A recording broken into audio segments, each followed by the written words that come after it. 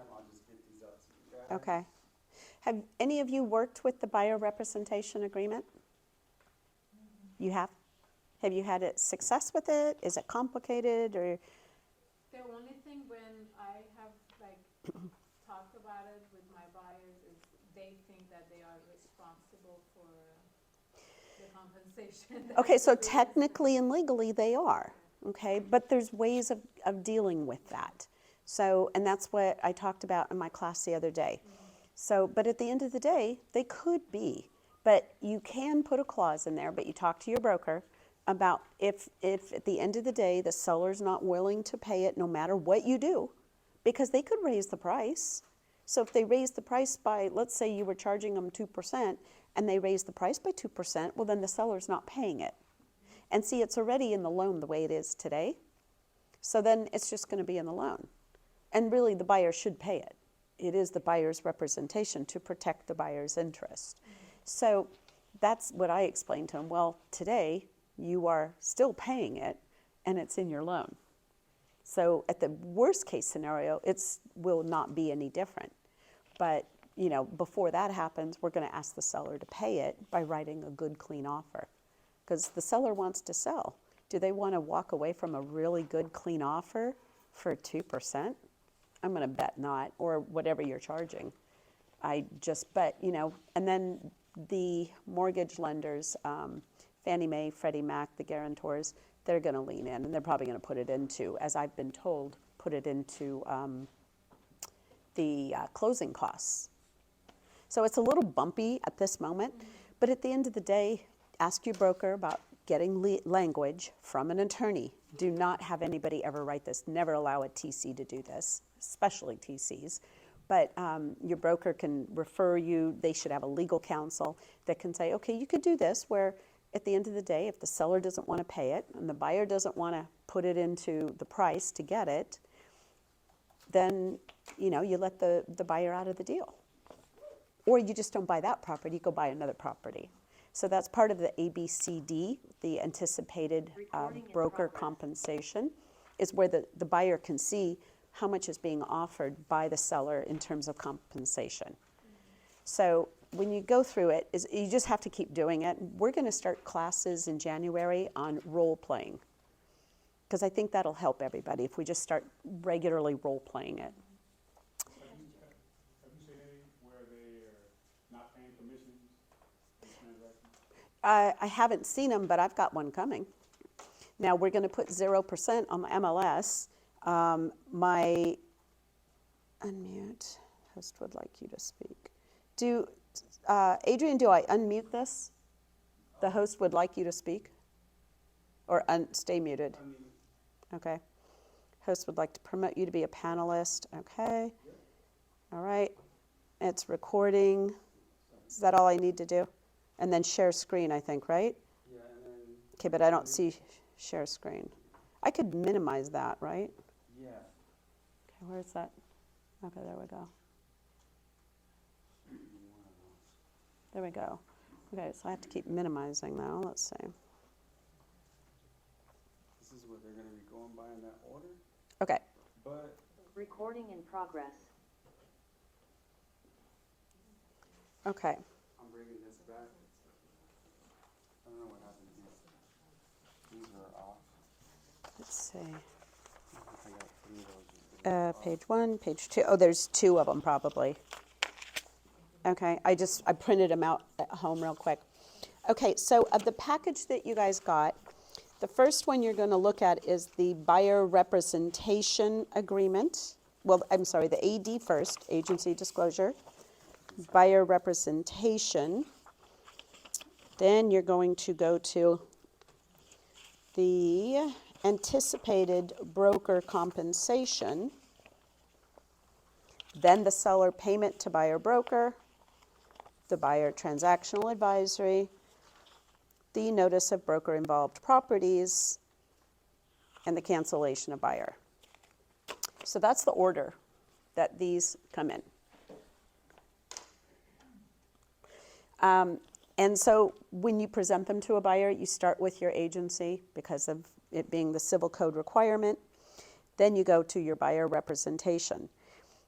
Then when you start showing properties, you're going to use your anticipated broker compensation. And in a different class, I teach how to use each one of these forms. And the class is just on these forms. And then if you find a property and you check paragraph 3G3 on the purchase agreement, because let's say that you have a signed buyer representation agreement that is for 3% and the MLS says 2%. Well, then you use the seller payment to buyer broker after you check paragraph 3G3 on the RPA, and you ask for the difference of the 1%. Okay, so I can help you find these real quick. No, it's okay. No worries. Okay, here you go. So I would number these at the top so you know the order that they come into. Okay, there we go. Then we go to the buyer representation. The BRBC, right. Then we go to the anticipated broker, seller payment, the buyer's transaction, and then the notice and the cancellation. So that's the order. So you show her. Do you guys have the order? You have the order? Yeah? Are you good? After seller would be the anticipated? So you've got your AD, your BRBC. Okay, so let's get the BRBC here. Okay, then we're going to go to anticipated. Then we're going to go to seller. Then we're going to go to BTA. Then notice and cancellation. Okay. So meeting with the buyer and reviewing these forms with them. If, it depends on what is on the MLS, if there is compensation being offered. So discussing these forms and discussing the client's needs. So which do you do first? I like to let them know that if we're going to work together, these have to be signed, or we can't work together. But let's find out if we're a fit. So what are their needs? What are their wants? What are their concerns? Ask them if they've been shown property before by another agent and how that was. Because you want to look for the things you don't know. It's called the black swan. It's if you knew something, you would understand how somebody responds. So you ask questions to find out. It's like, so have you been looking at property? Have you been looking with an agent? How was it? What was your experience? Have you had any experiences that I should know about that were not pleasant? Because you don't want to step on a landmine. And it's easy to do if you don't know. I have a questionnaire for buyers on what they want, where they want it. But I can also tell you that buyers will tell you they think they know what they want, and then they'll do something completely different. So I try to keep a larger funnel of their wants in mind, even though they're telling me. So I'm listening to bedrooms. That's usually straight on. Bathrooms, yard size, garage size, that's what they want. Where? They always think they know where they want to be, but they don't always know because they don't know as much as we do about San Diego. And how many cities do we have in San Diego County? Does anyone know? 18. I think it's 18 cities in San Diego County. So do you know those cities? So if they say, well, I'd like to be around parks. And so I really want to be around Balboa Park. But I really want a newer house. Okay, well, that's just not going to happen if you talk on a house. You can get a condo, but you're not going to get a newer house around Balboa Park. So where else could you put them around a park with a newer house? And it's like, okay, but and then do you have a requirement with respect to driving, commuting? Do you have to get somewhere? So I try to start on the outside and come into the middle. It's like, do you need to be near a certain school? Is a school district important to you? It's really important that you're the source of the source. That's another thing. So you're going to get clients who ask you about the demographics of a neighborhood. Refer them to a source. Do not give them demographics. That's not for us to do. We don't ever want to be accused of steering. So point them to a website. Either find your own. Zillow's got good ones. The RPR system has great demos.